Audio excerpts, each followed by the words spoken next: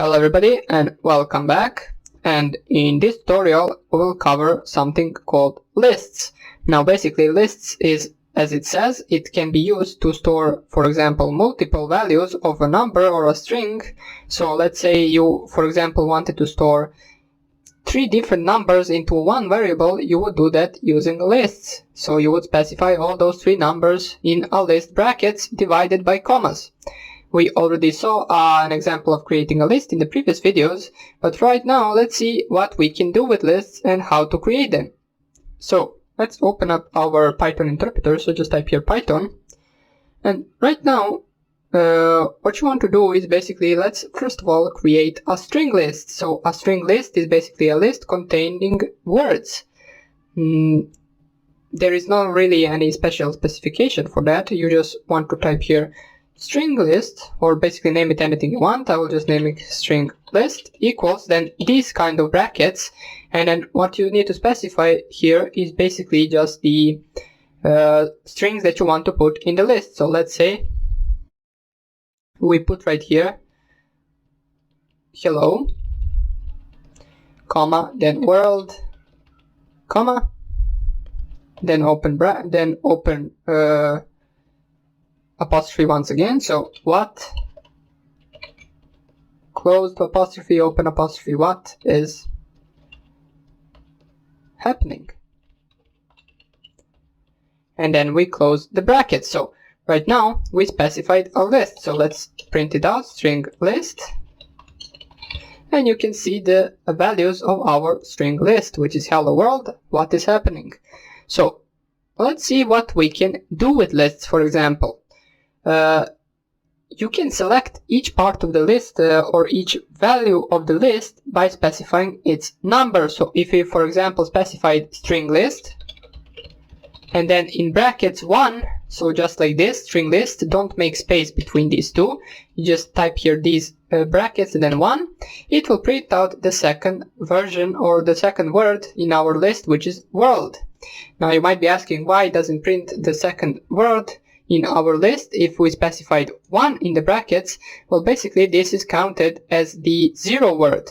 It starts counting from 0. So this is 0, this is 1, this is 2, this is 3, and this is 4. That's why we got the word world once we specified the 1 in our brackets. If we, for example, specified 0, we would get the hello word in our list. So you can specify that. You can also specify it, for example, 1 and then 2 dots, which will specify all the words from 1 to the end. These 2 dots represent the end of the list. As we can see, we have right now world, what is happening. There is nowhere to see hello, since hello is before 1. If you specified 3 and then 2 dots, it will print out everything from the third word, which in our case is. So it prints out just is happening.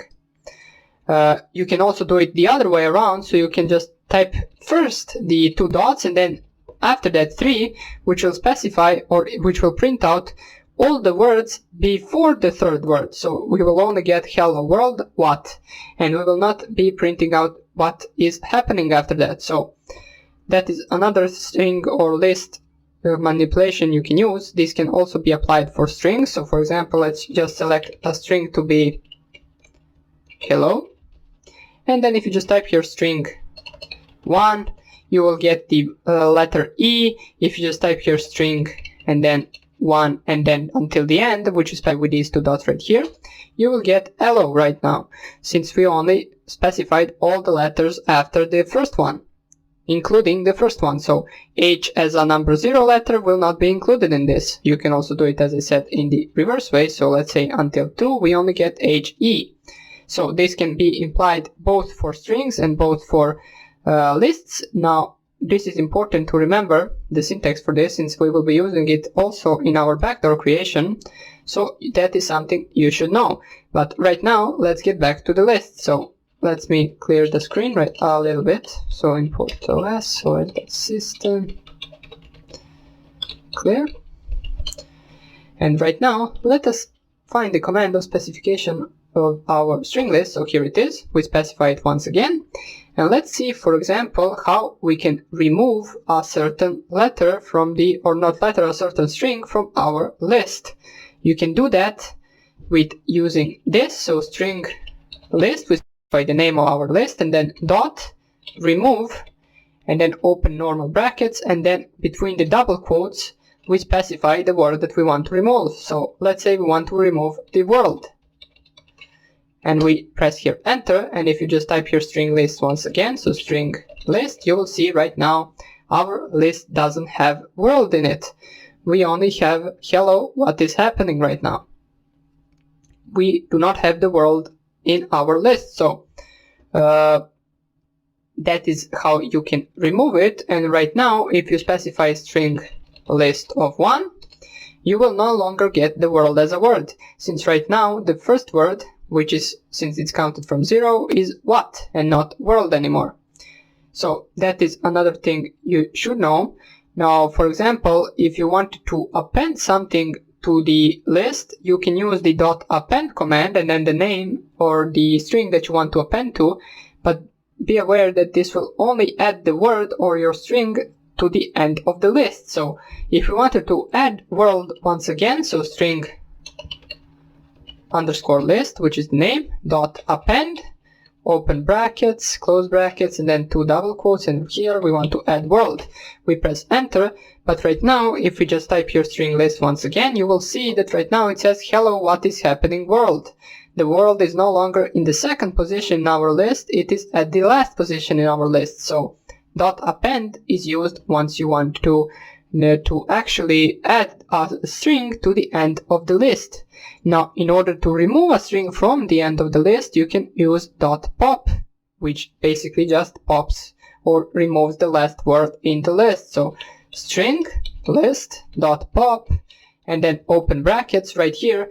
You do not need to specify anything basically, since it will remove the last string from the list. You just press here enter, and it will pop up the world string. So string list once again, and we no longer have the world string in it. We popped it up with the .pop function.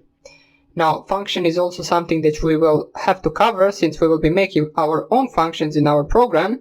So that is something that we will do in the next video. Functions are very important, especially once you code bigger programs. They are useful for us to actually navigate better through our code and to actually shorten our code a little bit. Once you use a function, you can only call it with 1 line, and you do not need to rewrite it 10 times in order to perform the same task for something. So that would be about it for the lists in this tutorial. As I said, in the next one we will be covering functions, so I hope I see you there, and take care. Bye.